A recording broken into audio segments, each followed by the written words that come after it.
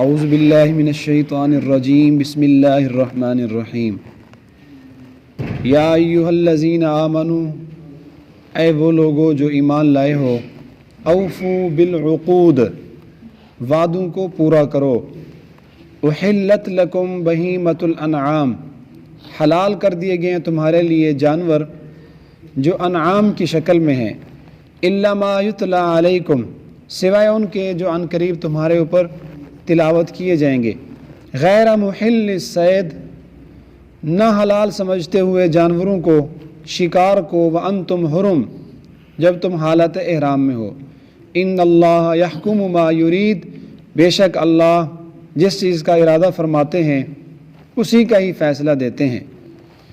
سورۃ المائدہ کا آغاز ہے، 6واں سپارہ، پہلی آیت ترجمے کے ساتھ تلاوت کی۔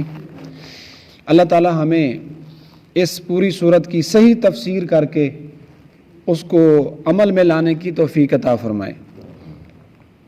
سورۃ المائدہ ہے، مائدہ عربی کے اندر دسترخوان کو کہتے ہیں جس کے اوپر کھانا وغیرہ رکھ دیا گیا ہو، تو اس سورت کو مائدہ اس لیے کہتے ہیں کہ اس میں آگے دسترخوان کے متعلق ایک قصہ آ رہا ہے۔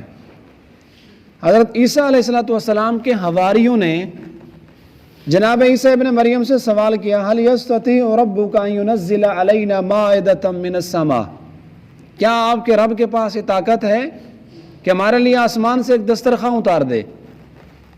تو جناب عیسیٰ ابن مریم نے اپنے حواریوں کو، اپنی قوم کو سمجھایا، قال اتقوا اللہ ان کنتم مؤمنین، اگر تم اللہ پہ ایمان رکھتے ہو تو رب سے ڈرو۔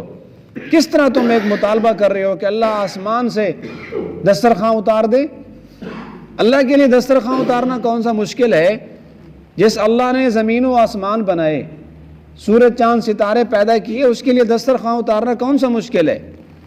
تو چونکہ اس صورت میں کچھ آیات کے بعد اسی مائدہ کا ذکر ہے، اسی مناسبت سے پوری صورت کا نام ہی سورۃ المائدہ رکھ دیا، دسترخوان والی صورت۔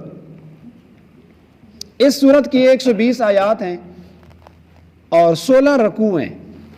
نزول کے اعتبار سے یہ صورت 112ویں نمبر پر ہے۔ قرآن مجید کی کل 114 صورتیں ہیں۔ اس صورت سے پہلے 111 صورتیں نازل ہو چکی تھیں، 112ویں نمبر پر سورۃ المائدہ نازل ہوئی۔ آغاز اللہ نے اس بات سے کیا، یا ایھا الذین آمنوا، خطاب بھی ایمان والوں کو ہے، اور یہ اللہ تعالیٰ کا اپنے خاص بندوں کے ساتھ ایمان والے لوگوں سے پیار ہے کہ اے میرے وہ لوگو جو تم مجھے مانتے ہو، جو میرے اوپر ایمان لائے ہو، تو پھر میری بات بھی سنو۔ صوفیاء کرام اس کا ترجمہ کرتے ہیں یا ایھا الذین آمنوا کا، اے وہ لوگو جو اللہ سے خوب عشق کرتے ہو، جو اللہ سے خوب محبت کرتے ہو، کیونکہ اللہ نے ایمان والوں کے بارے میں فرمایا والذین آمنوا اشد حبا للہ، جو اللہ والے بندے ہوتے ہیں، ایمان والے، وہ اللہ سے بے پناہ محبت کرتے ہیں، بڑی شدید محبت کرتے ہیں۔ تو اس لیے اس کا ترجمہ کیا جاتا ہے صوفیاء کے ہاں، اے وہ لوگو جو اللہ تعالیٰ سے خوب پیار محبت کرتے ہو، ذرا اللہ کی بات بھی سنو۔ اوفو بالعقود، اپنے عقود کو، اپنے وعدوں کو، اپنے معاہدوں کو پورا کرو۔ اوفو کا معنی ہے وفا کرو، تکمیل کرو۔ عقود عقد کی جمع ہے، عقد کہتے ہیں ویسے گرہ لگائی ہوئی چیز کو، تو اس سے مراد ہے کہ جب تم نے اللہ سے کوئی وعدہ کر لیا تو گویا کہ ایک قسم کی تم نے گرہ لگا لی، تو جو عقد تم نے اللہ سے کیے یا لوگوں سے کیا، اب ان عقدوں کو، ان وعدوں کو پورا بھی کیا کرو۔ تو لفظ اللہ نے جمع کا بولا، یہ نہیں کہا وعدہ پورا کرو، عقود، وعدوں کو پورا کرو۔ تو اس کا مطلب ہے وعدے کئی قسم کے ہو سکتے ہیں۔ ایک وعدہ تو وہ ہے جو اللہ نے سورۃ الاعراف میں بیان فرمایا، جس کو عہد الستو کہا جاتا ہے۔ عالم ارواح میں اللہ نے تمام روحوں کو جمع کر کے سوال کیا، الست بربکم، کیا میں تمہارا رب نہیں ہوں؟ تو سورۃ الاعراف میں اس کا ذکر ہے، تمام روحوں نے، جس میں میری اور آپ کی روح بھی تھی، ہمارے آباء و اجداد جناب آدم سے لے کر آخری آدمی تک سب لوگوں کی روحیں جمع تھیں۔ اللہ نے جب یہ استفہامی انداز میں سوال کیا، الست بربکم، سب روحیں بیک زبان ہو کر بولی، قالوا بلا، اے اللہ کیوں نہیں، انت وربنا، تو تمہارا رب ہے۔ تو اللہ تعالیٰ یاد دلا رہے ہیں ایک تو وہ عہد الستو کو پورا کرو جو تم نے میری ربوبیت کا اقرار کیا تھا، تو اب مجھے رب تسلیم بھی کرو. اور ایک عقد ہے، ایک وعدہ ہے لا الہ الا اللہ محمد الرسول اللہ میں، کہ ہم نے اس کلمہ پڑھنے کے بعد اللہ تعالیٰ سے اس کی توحید اور اس کے نبی کی ختم نبوت کا ہم نے اقرار کیا. تو اب اللہ تعالیٰ کی توحید کو مانو بھی صحیح، اللہ تعالیٰ سے مدد بھی اسی سے مانگو، مشکل کشا بھی اسی کو سمجھو، حاجت روا بھی اسی کو سمجھو جو تم نے اللہ سے وعدہ کیا ہے. اور اسی طرح حضور علیہ الصلوۃ والسلام کی تعلیمات، آپ کی شریعت، آپ کی حدیثوں کو دل و جان سے تسلیم کرتے ہوئے سنت کے مطابق زندگی گزارو. یہ بھی ایک قسم کا اللہ سے ہم نے عہد کیا کلمہ طیبہ پڑھنے کے بعد. اور ایک عقد ہے جو ہم ایمان مجمل اور ایمان مفصل میں اللہ تعالیٰ سے کرتے ہیں. قبلت جمیع احکامہ، کہ اللہ میں نے کلمہ پڑھ لیا، تیرے جتنے بھی احکامات ہیں سب کے سب احکام کو میں دل سے تسلیم کرتا ہوں. اقرار باللسان و تصدیق بالقلب، زبان سے اقرار ہے، دل سے اللہ تصدیق ہے، اور اپنے اعضاء سے میں تیرے تمام احکام کو بجا لاؤں گا، تیرے حکم، تیری شریعت پر عمل کروں گا. اور اسی طرح عقود سے مطلب ایک وہ عقد بھی ہے جو آپس میں ہم لین دین کرتے ہیں، جو آپس میں ایک دوسرے سے وعدے معاہدے ہم کرتے ہیں. کسی کو کوئی چیز دینی ہے، ایک ٹائم مقرر ہو گیا، فلاں وقت پہ وہ چیز واپس کرنی ہے، کسی سے قرضہ لیا ہے، تو یہ بھی ایک قسم کا عقد ہے. اس کے بارے میں بھی حکم ہے اوفو بالعقود، غرض جتنے بھی تمہارے ذمہ عقود، تمہارے کیے ہوئے وعدے ہیں نا، ان وعدوں کو پورا کرو. آگے فرمایا احلت لکم بہیمۃ الانعام، اللہ تعالیٰ نے اپنے ایک انعام کا ذکر کیا کہ دیکھو تمہارے لیے جانور اللہ نے حلال کر دیے. بہیمہ عربی کا لفظ ہے، اس کی جمع آتی ہے بہائم. بہیمہ اس جانور کو کہتے ہیں جو چار پائے والا ہوتا ہے، چوپایا، زمین کے اوپر چلتا ہے.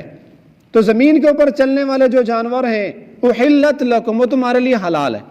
آگے اللہ نے فرمایا ہر چوپایا نہیں، جو بھی جانور چار پائے والا ہو، زمین پہ چل رہا ہو، وہ حلال ہو، ایسا نہیں. الانعام، وہ چوپائے جو انعام کی شکل میں ہیں. اور انعام والے جانور کون ہیں؟ ان کے لیے اللہ نے پوری ایک سورت بھیجی ہے، کون سے جانور حلال ہیں، کون سے حرام ہیں. انشاءاللہ اس کی پوری تفصیل سورۃ الانعام میں آئے گی. انعام کا معنی ہے جانور. تو اس میں اللہ تعالیٰ نے سورۃ انعام میں بیان فرمایا کہ 8 قسم کے انعام ہیں جو تمہارے لیے حلال ہیں. بھیڑ نر مادہ یہ حلال ہیں، بکری نر مادہ یہ بھی تمہارے لیے حلال ہیں، اونٹ نر اور مادہ، اسی طرح گائے، بیل وغیرہ یہ بھی تمہارے لیے حلال ہیں. تو 8 قسم کے جانور جو انعام کی شکل میں ہیں، سورۃ الانعام میں اللہ نے اس کی تفصیل بیان فرمائی احلت لکم، کہ اللہ کا تمہارے اوپر احسان ہے کہ اللہ نے تمہارے لیے جانور حلال کر دیے. الا ما یتلی علیکم، البتہ جانوروں میں سے کچھ ایسے جانور بھی ہیں جو انعام میں شمار ہوتے ہیں لیکن وہ تمہارے لیے حلال نہیں ہے. اور انشاءاللہ وہ بھی سورۃ الانعام میں اللہ نے تفصیل سے بیان فرمایا حرمت علیکم المیتۃ والدم ولحم الخنزیر.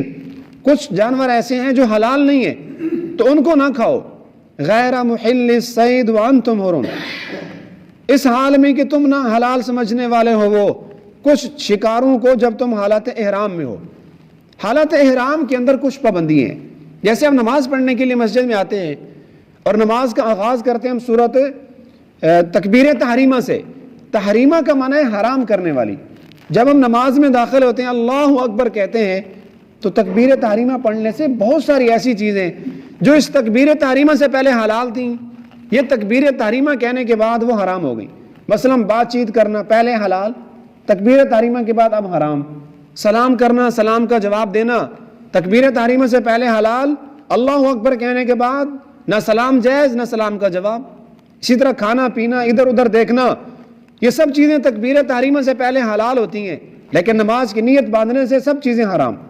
اسی طرح کچھ چیزیں عام آدمی کے لیے حلال ہوتی ہیں، جب وہ حج اور عمرے کا احرام باندھ لے، حالات احرام میں آ جائے، اس کے لیے بہت ساری چیزیں اب حرام ہو گئی. اللہ کی طرف سے کچھ پابندیاں نافذ ہو گئیں. یہ احرام پہننے والا آدمی سر کے بال نہیں کاٹ سکتا، اپنا سر منڈوا نہیں سکتا، جسم کا ایک بال بلا ضرورت نہیں اس کو کھیڑ سکتا، خوشبو بھی نہیں لگا سکتا، صابن نہیں استعمال کر سکتا. اسی طرح اللہ تعالیٰ نے فرمایا غیر محل الصید وانتم حرم، جب تم حالات احرام کے اندر ہو وہ تو تمہارے لیے شکار بھی حرام ہے. جیسے اور بہت ساری چیزیں حرام ہو گئیں تو شکار کرنا، شکار کو پکڑنا، شکار پر کسی کی رہنمائی کرنا، کسی کو بتانا کہ وہ فلاں جگہ پہ شکار بیٹھے اس کو پکڑ لو، تو شکار پر رہنمائی بھی نہیں کر سکتے. شکار کی طرف اشارہ کرنا بھی حرام، شکار کو ذبح کرنا بھی حرام. اب یہ حالت احرام میں کوئی آدمی شکار والے جانور کو ذبح کرنا چاہے تو وہ حلال نہیں ہوگا. دیکھو اللہ کی قدرت ہے، اللہ کے احکامات ہیں. یہ آدمی احرام پہننے سے پہلے کسی شکار کے گلے پہ اگر چھری پھیرتا تو حلال ہو جاتا، لیکن اس نے احرام والا جو لباس پہنا ہوا ہے، جتنی مرتبہ کہہ لے بسم اللہ اللہ اکبر، بسم اللہ اللہ اکبر، محرم آدمی کا ذبح کیا ہوا شکار حلال نہیں ہوگا، حرام ہو جائے گا. البتہ جو گھر کے جانور ہوتے ہیں، کسی نے احرام پہنا ہوا ہے، مرغی، بطخ، اسی طرح اونٹ، گائے، بیل، ان کو ذبح کرنا چاہے تو وہ حلال ہو جائیں گے. لیکن شکار حالت احرام میں نہ کرنا جائز ہے، نہ کسی کو اشارہ کرنا جائز ہے، نہ ہی ذبح کرنا جائز. وَأَنْتُمْ حُرُمْ، جب تم حالت احرام میں ہو. وہ احرام بھی اللہ تعالیٰ کی طرف سے ہمیں ایک مخصوص لباس پہننے کا حکم دیا گیا کہ جب حاجی حج کے لیے، عمرے کے لیے جاتے ہیں تو 2 ان سلی ہوئی سفید چادریں پہنتے ہیں، اس کا نام احرام ہے. اللہ تعالیٰ ہمیں بھی ہر سال یہ احرام پہننے والی سعادت ہم سب کو نصیب فرمائے. ان اللہ یحکم ما یرید، دیکھو اللہ تعالیٰ جس چیز کا ارادہ فرماتے ہیں اسی چیز کا اللہ تمہیں حکم دے دیتا ہے. اللہ تعالیٰ ہمیں اللہ کے تمام احکامات پر پورا عمل کرنے والا بنائے.